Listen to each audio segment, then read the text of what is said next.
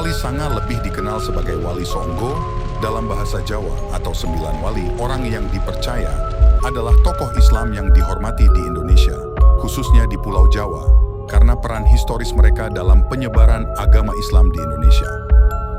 Pembentukan Majelis Dakwah Wali Songo diperkirakan terjadi antara tahun 1250 sampai 1404 oleh sultan-sultan yang berkuasa dalam penyebaran agama Islam di suatu negara ke negara lain. Biasanya terdiri dari 9 anggota Majelis Dakwah Wali Songo, segera bergerak ke wilayah India, Asia Tenggara seperti Vietnam, Malaysia, dan Indonesia. Berita ini tertulis dalam kitab Kanzul Hum dari Ibnu Battuta, lalu dilanjutkan oleh Sunan Gresik dan sekarang tersimpan dalam Museum Istana Turki Istanbul. Perjalanan periode selanjutnya untuk berdakwah di Pulau Jawa pada tahun 1404 dipimpin oleh Sunan Gresik sebagai misionaris utusan Kesultanan Utsmaniyah dari Istanbul, Turki. Tentu membawa misi dalam penyebaran agama Islam dan mencari simpati juga dukungan atas peperangan saudara yang terjadi di negaranya dengan mendatangi wilayah kerajaan Majapahit yang kala itu rajanya Baginda Prabu Wikramawardhana sebagai kekuatan terbesar di Asia Tenggara pada zamannya. Masing-masing anggota Wali Sanga saling dikaitkan dengan gelar Sunan dalam bahasa Jawa. Konteks ini berarti terhormat. Hampir sebagian besar wali juga dijuluki Raden selama hidup mereka karena mereka keturunan ningrat. Makam atau punden para wali dihormati oleh masyarakat Jawa sebagai lokasi ziarah di Jawa, sebagai bentuk rasa syukur dan terima kasih atas manfaat dan syafaat yang mereka amalkan pada masa hidupnya. Dalam tradisi Jawa, makam memiliki istilah punden. Ada beberapa pendapat mengenai arti Wali Sanga. Pertama adalah wali yang 9, yang menandakan jumlah wali yang berjumlah 9, atau sanga dalam bahasa Jawa. Pendapat lain menyebutkan bahwa kata sanga berasal dari kata tsana yang dalam bahasa Arab berarti mulia. Pendapat lainnya lagi menyebut kata sana berasal dari bahasa Jawa yang berarti tempat. Pendapat lain yang mengatakan bahwa Wali Sanga adalah sebuah majelis dakwah yang pertama kali didirikan oleh Sunan Gresik atau Maulana Malik Ibrahim pada tahun 1404 Masehi atau 808 Hijriah. Para Wali Sanga adalah pembaharu masyarakat pada masanya. Pengaruh mereka dapat ditemui dalam beragam bentuk manifestasi peradaban baru masyarakat Jawa, mulai dari kesehatan, bercocok tanam, perniagaan, kebudayaan, kesenian, kemasyarakatan, hingga pemerintahan. Konsep Wali Sangga atau Wali 9 dalam kosmologi Islam, sumber utamanya dapat dilacak pada konsep kewalian yang secara umum oleh kalangan penganut Sufisme diyakini meliputi 9 tingkat kewalian. Syekh Al-Akbar Muhyiddin Ibnu Arabi atau Ibnu Arabi dalam kitab Futuhat Al-Makkiyah memaparkan tentang 9 tingkat kewalian dengan tugas masing-masing sesuai kewilayahan. Ke-9 tingkat kewalian itu adalah: 1. Sunan Gresik atau Maulana Malik Ibrahim adalah keturunan ke-22 dari Nabi Muhammad. Ia disebut juga Sunan Gresik atau Sunan Tandes atau Mursyid Akbar Tarikat Wali Sanga. Ia diperkirakan lahir di Samarkand di Asia Tengah pada paruh awal abad ke-14. Babat Tanah Jawi versi Meinsma menyebutnya Asmarakandi, mengikuti pengucapan lidah orang Jawa terhadap As-Samarkandi. Dalam cerita rakyat, ada yang memanggilnya kakek bantal. 2. Sunan Ampel, bernama asli Raden Rahmat, keturunan ke-22 dari Nabi Muhammad. Menurut riwayat, ia adalah putra Ibrahim Zainuddin Al-Akbar dan seorang putri Campa yang bernama Dewi Condrowulan binti Raja Campa terakhir dari dinasti Ming. Pesantrennya bertempat di Ampel, Surabaya, dan merupakan salah satu pusat penyebaran agama Islam tertua di Jawa.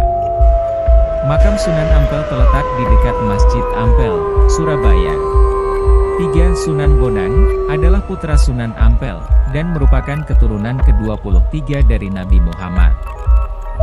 Ia adalah putra Sunan Ampel dengan Nyai Ageng Manila, putri Adipati Tuban bernama Arya Teja.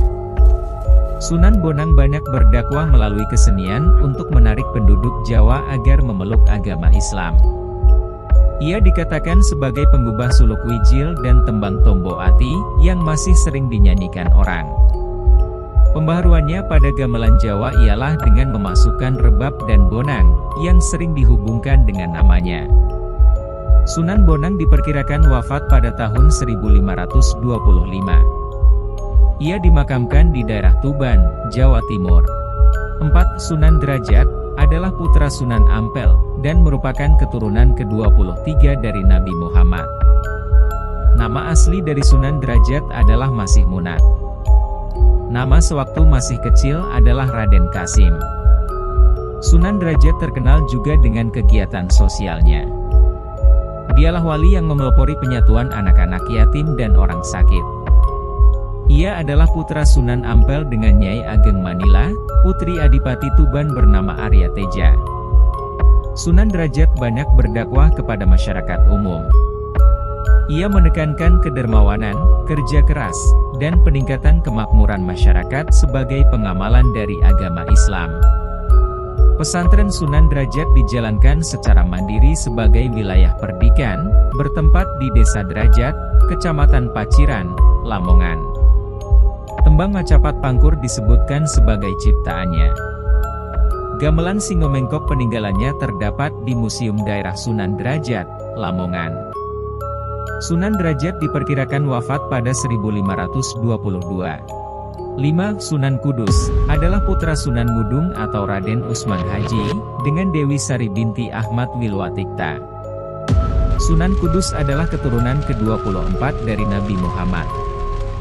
Sebagai seorang wali, Sunan Kudus memiliki peran yang besar dalam pemerintahan Kesultanan Demak, yaitu sebagai Panglima Perang, Penasihat Sultan Demak, Mursid Tarikah dan Hakim Peradilan Negara.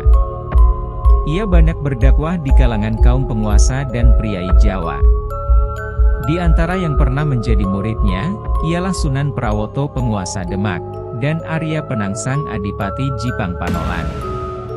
Salah satu peninggalannya yang terkenal ialah Masjid Menara Kudus, yang arsitekturnya bergaya campuran Hindu dan Islam.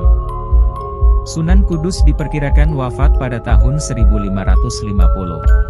6. Sunan Giri adalah putra Maulana Ishaq. Sunan Giri adalah keturunan ke-23 dari Nabi Muhammad, merupakan murid dari Sunan Ampel dan saudara seperguruan dari Sunan Bonang. Ia mendirikan pemerintahan mandiri di Giri Kedaton, Gresik, yang selanjutnya berperan sebagai pusat dakwah Islam di wilayah Jawa dan Indonesia Timur, bahkan sampai ke Kepulauan Maluku. Salah satu keturunannya yang terkenal ialah Sunan Giri Prapen, yang menyebarkan agama Islam ke wilayah Lombok dan Bima, Nusa Tenggara Barat. Makam Sunan Giri terletak di Desa Giri, Kabupaten Gresik. 7. Sunan Kalijaga adalah putra Adipati Tuban yang bernama Tumenggung Bilatikta atau Raden Sahur atau Said Ahmad bin Mansur, Syekh Subakir. Ia adalah murid Sunan Bonang. Sunan Kalijaga menggunakan kesenian dan kebudayaan sebagai sarana untuk berdakwah, antara lain kesenian wayang kulit dan tembang suluk. Tembang suluk Lirilir dan gundul-gundul pacul umumnya dianggap sebagai hasil karyanya. Dalam satu riwayat, Sunan Kalijaga disebutkan menikah dengan Dewi Saroh binti Maulana Ishaq, menikahi juga Syarifah Zainab binti Syekh Siti Jenar dan Ratu Kano Kediri binti Raja Kediri. 8. Sunan Muria atau Raden Umar Said adalah putra Sunan Kalijaga. Ia adalah putra dari Sunan Kalijaga dari istrinya yang bernama Dewi Sarah binti Maulana Ishaq. Sunan Muria menikah dengan Dewi Sujinah, putri Sunan Ngudung. Jadi Sunan Muria adalah adik ipar dari Sunan Kudus. 9. Sunan Gunung Jati atau Syarif Hidayatullah adalah putra Syarif Abdullah Umdatuddin putra Ali Nurul Alam Syekh Husain Jamaluddin Akbar. Dari pihak ibu, ia masih keturunan Keraton Pajajaran melalui Nyai Rara Santang, yaitu anak dari Sri Baduga Maharaja yang masih termasuk keturunan Nabi Muhammad. Sunan Gunung Jati mengembangkan Cirebon sebagai pusat dakwah dan pemerintahannya, yang sesudahnya kemudian menjadi Kesultanan Cirebon. Anaknya yang bernama Maulana Hasanuddin, juga berhasil mengembangkan kekuasaan dan menyebarkan agama Islam di Banten.